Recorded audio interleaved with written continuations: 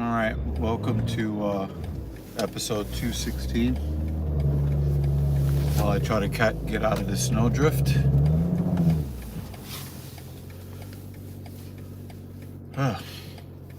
People are oblivious.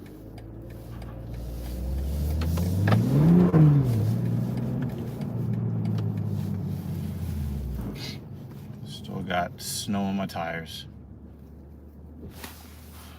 All right, so quick little live stream for you guys.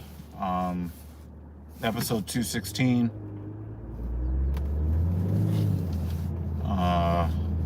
Thank you guys for supporting the channel, especially over the past week.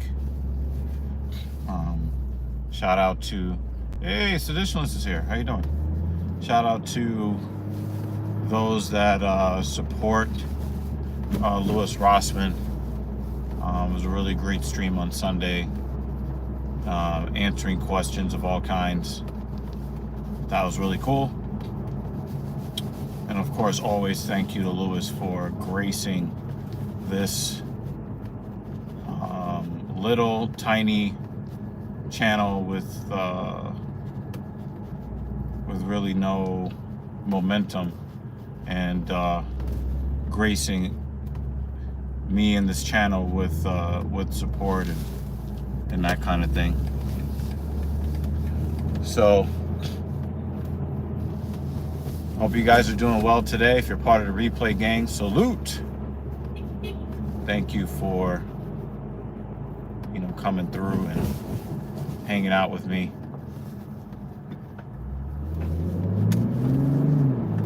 I appreciate you.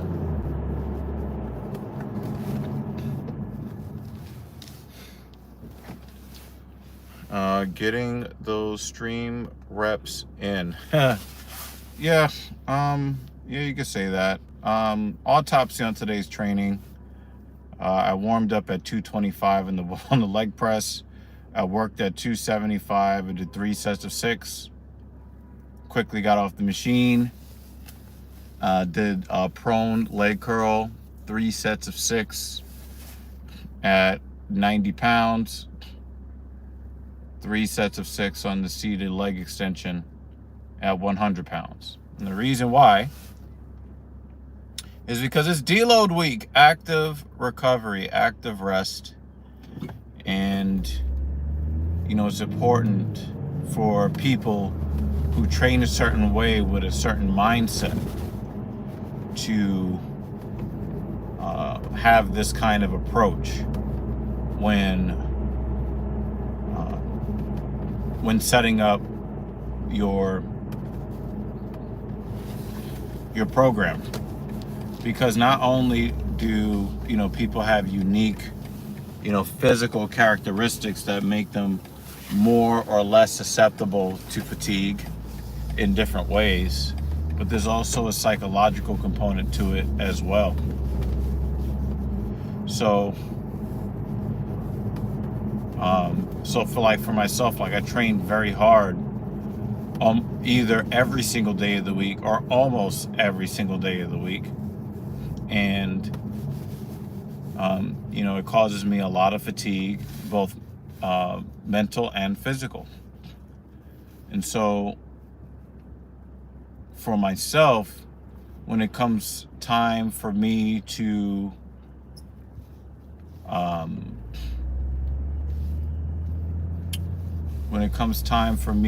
rest, can I just take a week off of training and then get back at it the next week? Well, I know that psychologically, my makeup is not strong that way. I'm on a psychological level, I'm pretty weak when it comes to taking any extended amount of time off. Anything more than 2 days greatly reduces the possibility of me continuing my training on the schedule I'm supposed to continue it on. So so I know that my mental weaknesses I kind of have to have some fortification against it. And so what I do is I do these active rest days where I basically follow my program as closely as I possibly can on a normal week. I just slash the intensity to almost, no stress. Because I don't really want to put my muscles in a situation where I'm tearing them down, but I do want them to work. I want the muscles to move. I want the mechanics to stay nice and crispy. But for the most part, I make this effort for the mental side of things because I have to keep the ball moving. Otherwise, I run the risk of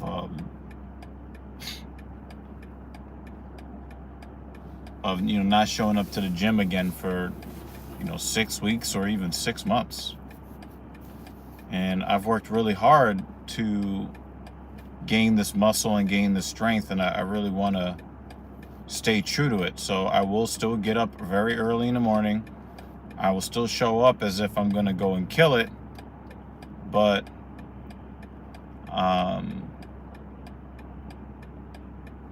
I just take it easy, and it allows the muscles to recover much better than when I'm just only giving it 48 or 72 hours of rest in between hard leg days. And I go very, very hard. So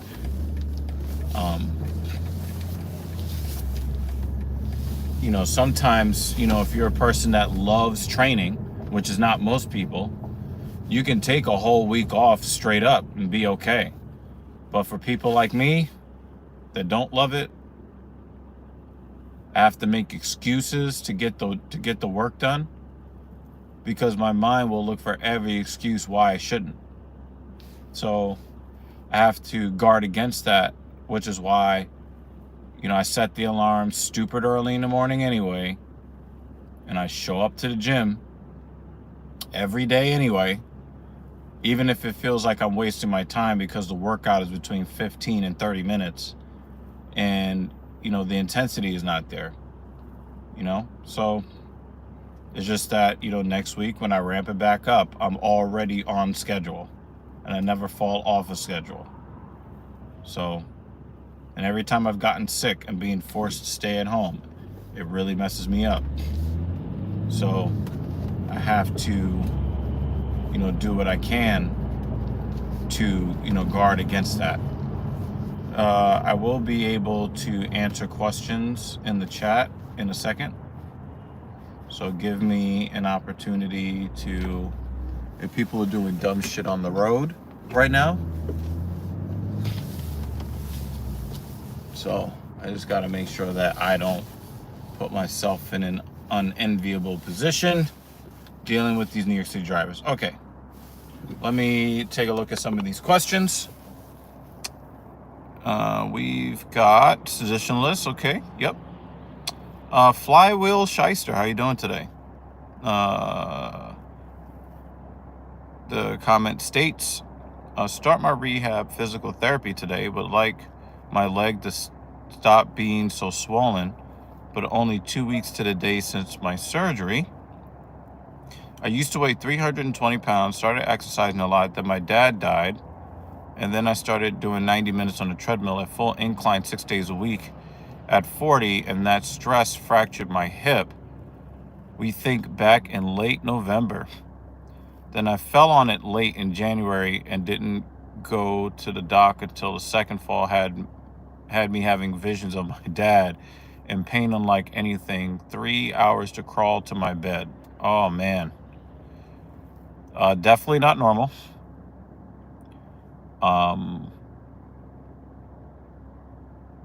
As far as the swelling is going to be there. So here's the thing. The swelling is normal. And I definitely can identify with that drive to try to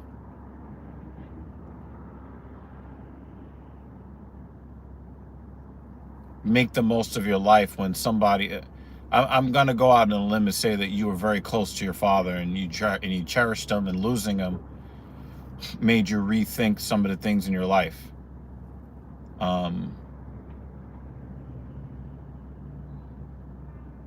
But and I'm always going to support the sometimes I get people that come to me because their parent had a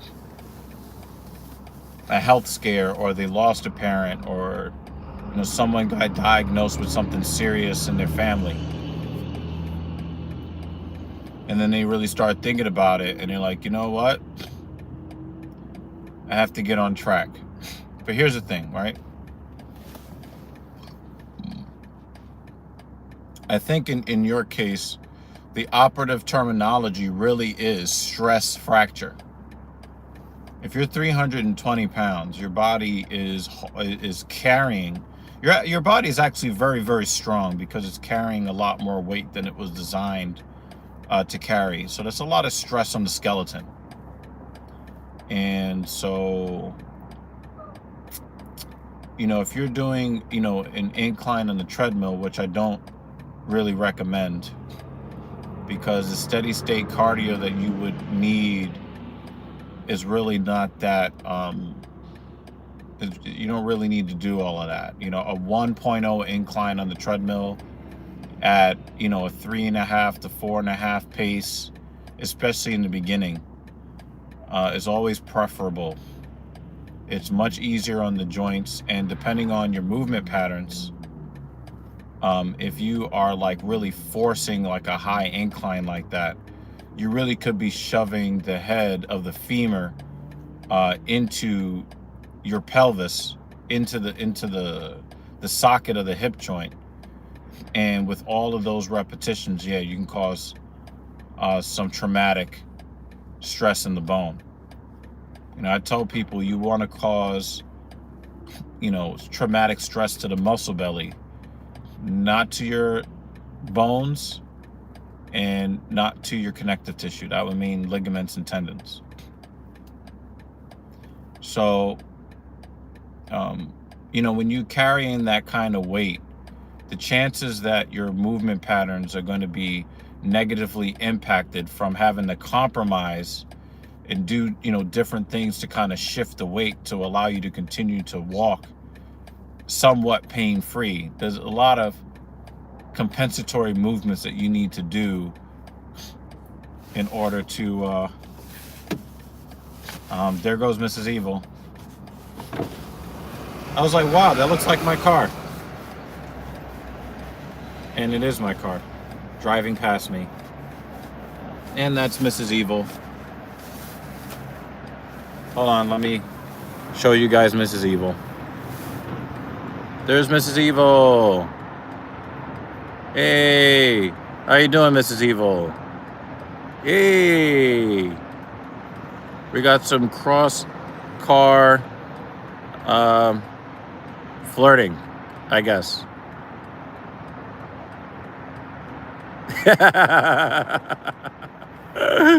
Oh, man.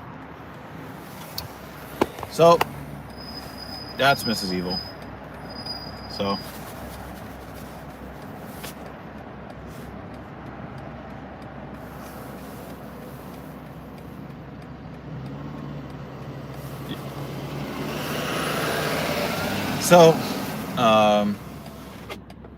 yeah, I think that I would recommend that you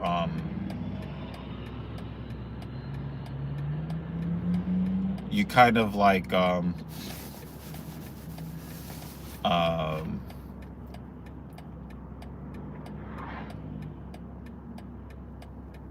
I think that I would, when you're going to physical therapy, pay very, very, very, very close attention to what the physical therapist and your orthopedic surgeon talk about when it comes to your gait. Gait, gait. and really try to pay attention to what they talk about when it comes to your movement patterns. And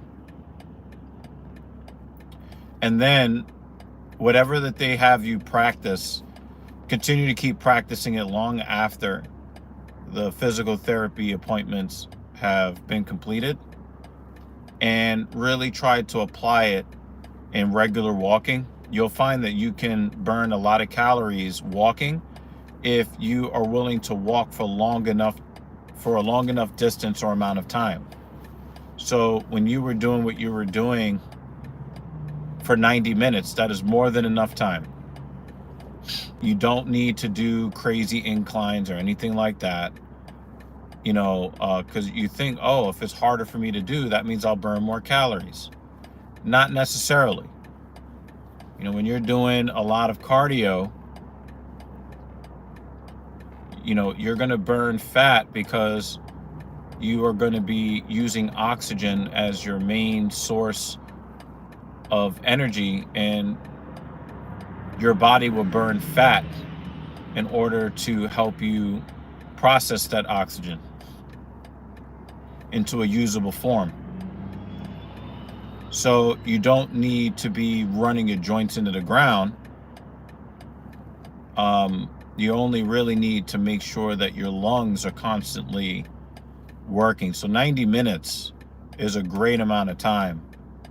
But I fear that, the stress fracture came from basically just shoving the head of your femur into your pelvis. And that really, it sounds like it sucks.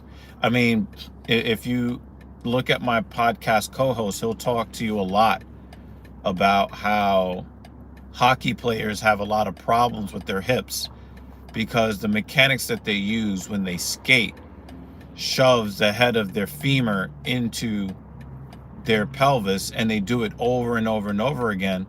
So it not only kind of hollows out the bone in their pelvis, but it also kind of shaves off the head of the femur and makes it jagged and ragged. And then they have a lot of resistance in their hip joint, and then it makes it very difficult for them to continue playing the sport. But also they have a lot of issues walking, and then really the only option that they have to solve the problem is to have a resurfacing surgery. And that surgery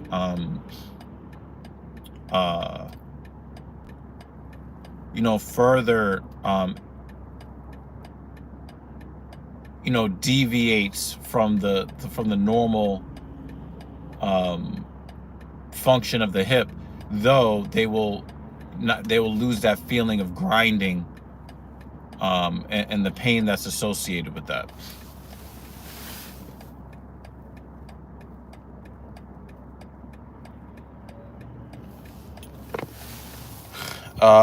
Flywheel says, the heart rate zone. Seditionalist is right. The heart rate zone. You don't need to have like the I destroyed my hip or my leg zone.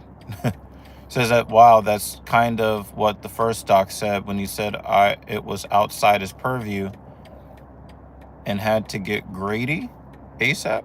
I don't plan on doing the incline anymore. I weigh 196 now. So I lost it all, but I didn't do it. I don't see the rest of it. One reason I went hard is because I plateaued. Yeah, I know that.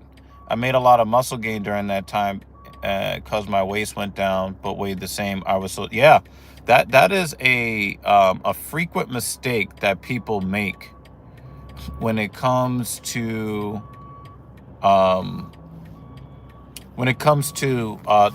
weight loss. A lot of people become slave to what the number says on the scale, but they don't understand the difference between adipose tissue and lean mass.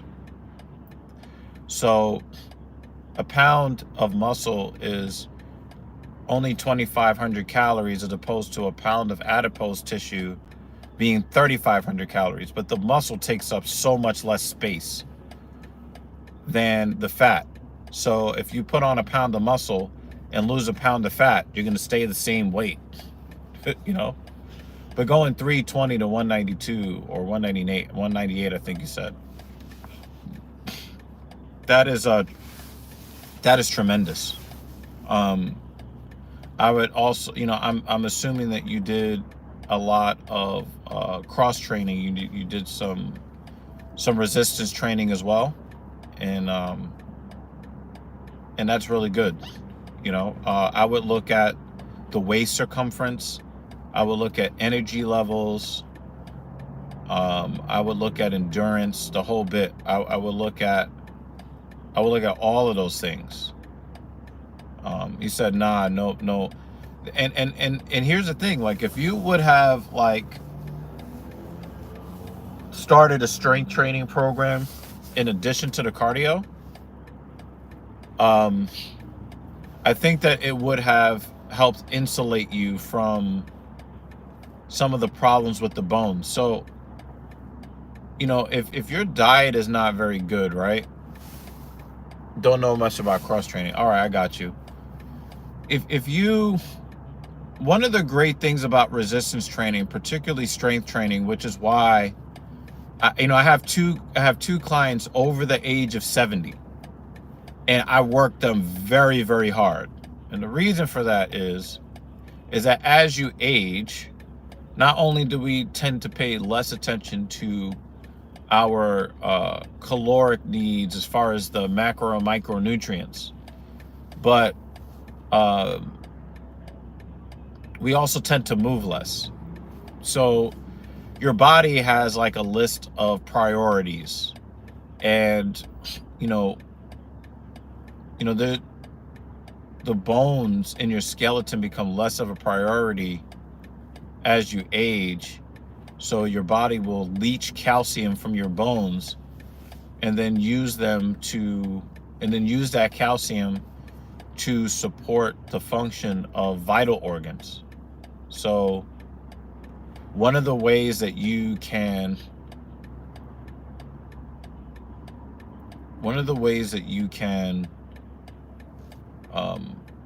guard against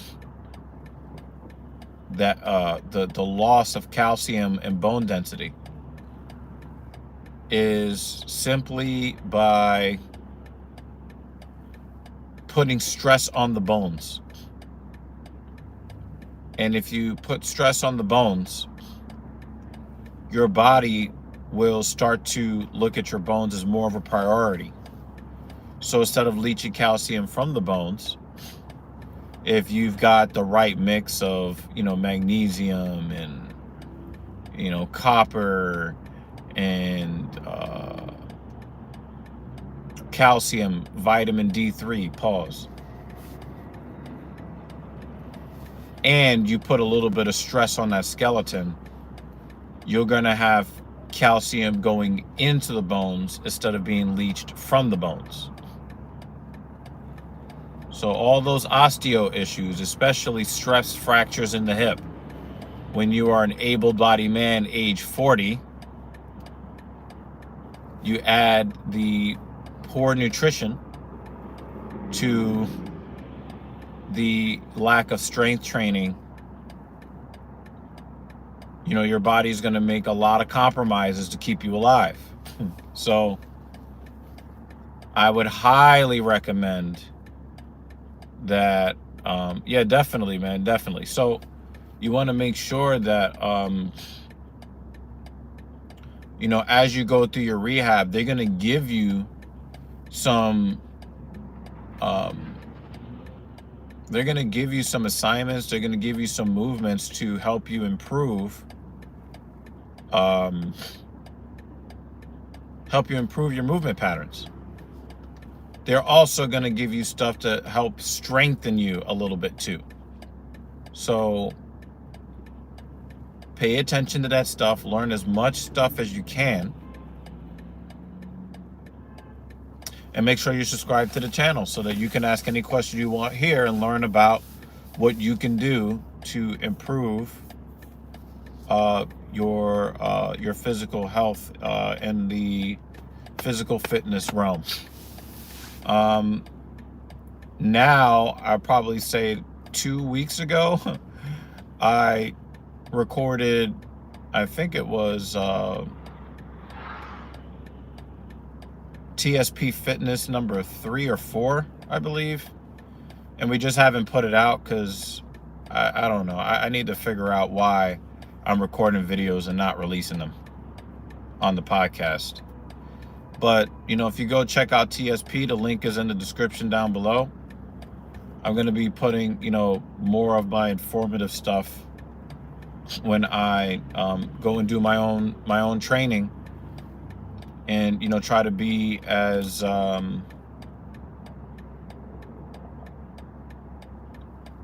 try to give you guys the tips and tricks. Obviously, you guys can always ask questions here like you have today, and I'll try to answer the questions to the best of my abilities. But yeah, if you want to learn how to approach different things for different outcomes, that's something I do for a living. Thanks, Additionalist, for handling the mod duties there. So, my dad died when I was 40 years old. And most people would say that I was in good shape at the time. But I was really missing the hard leg training. And, my dad's death really provoked me to taking my leg training very seriously. Always having that thought in my head that I could, just kind of fantasizing what our conversations would be like if he knew I was working this hard and I reached these goals and tried to inspire more people.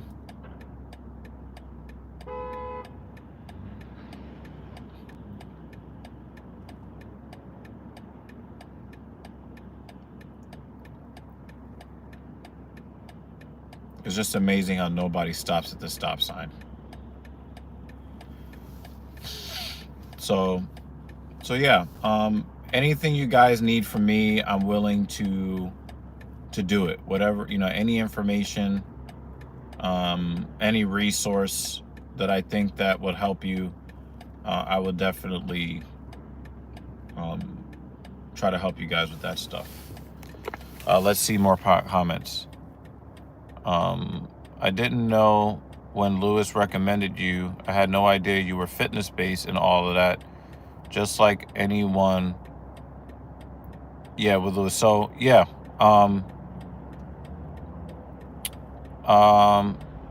No, Lewis would phrase it that way, Traditionalist. Lewis would phrase it that way.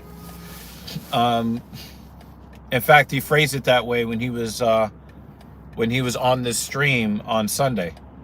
So if you have not watched Sunday's stream, I highly suggest that you watch it. Lewis was spitting a lot of game, spitting a lot of facts, largely on how to deal with people in professional environments that are not very professional, and how to deal with certain situations in the workplace. So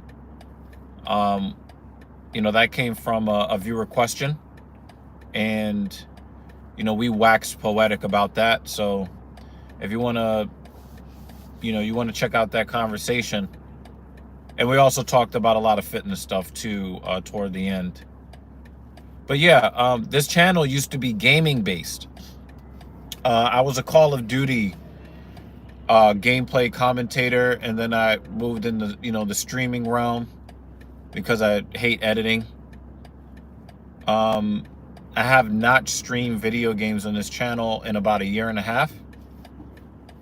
I have not touched my PlayStation 5 or my Xbox Series X in about 1.5 years.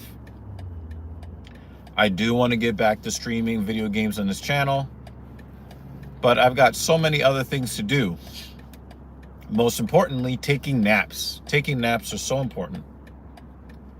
And I'd rather use my time doing that than playing video games. Does that mean that I am becoming an octogenarian? It might be. I'm becoming an old ass man. But I do health and wellness for a living.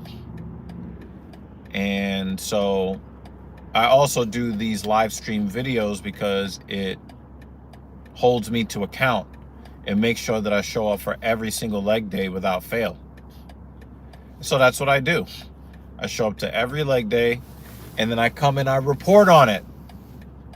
I come right back here and report on what happened, what my mind frame was, why I did what I did, and more importantly, explain to you guys the psychological and physical difficulties that I go through to try to reach and exceed my goals.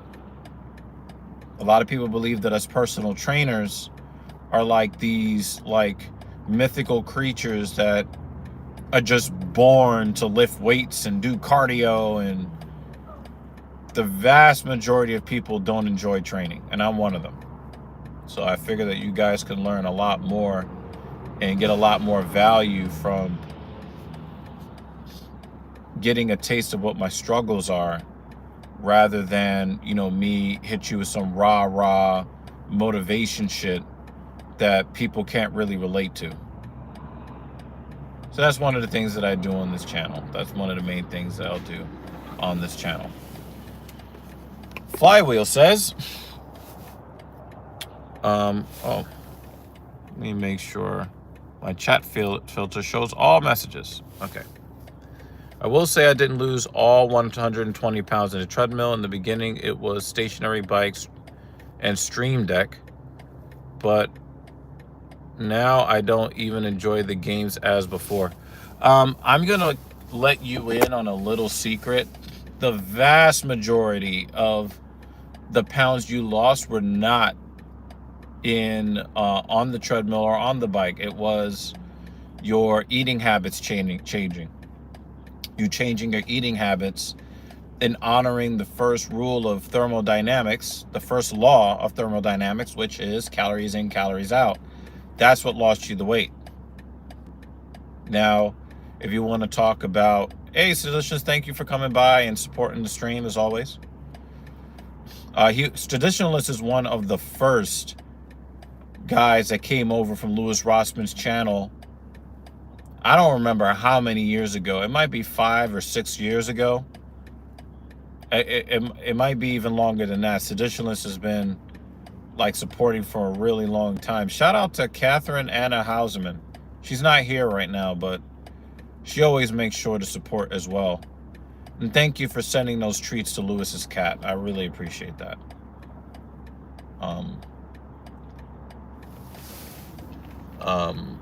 Yeah, calories in versus calories out is the mantra. The treadmill and stationary bike are there for cardiovascular health improvement. And I think that you should continue to do those things. I just think that your motor patterns were not very good. And it's possible that you were overdoing it for a while. So then you start doing the strength training. I don't know how long it took you to lose 120 plus pounds, but if you lost it really, really fast, then I'm probably going to go out on a limb and say that you don't love the way your skin looks. So that's one of the reasons why training alongside the paying attention to your calories is so important, because the skin does not recover nearly as quickly as other parts of your body. So again, strength training, hypertrophy training would help too, to kind of fill up a little bit of that saggy skin space so that you can kind of feel good about the aesthetics of it.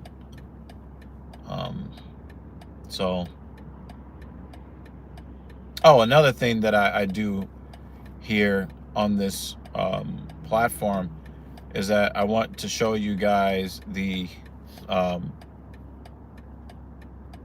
want to show you guys that you can also build a lot of muscle around age 40 and after age 40 without anabolic androgenic anabolic agents, or you know it as gear or steroids, performance enhancing drugs. You can do it without that stuff. I'm proof positive of that. You don't need the extra supplements. The regular supplements, good eating, good rest, and being willing to work really, really hard almost every day. You can make some really, really nice aesthetic gains after age 40. So that's another reason why I make sure to show up and do this stream and talk to you guys every Tuesday, Thursday, and Sunday. I used to do this stream on Tuesday, Thursdays, and Saturdays, but free parking on Sundays, paid parking on Saturdays. Boo.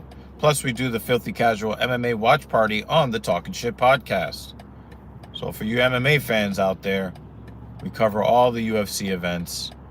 And if I train on Sundays, I don't have to have Mrs. Evil basically hosting the show by herself. While I, finish up in the gym. All right, so it's a little bit earlier, me returning home than usual.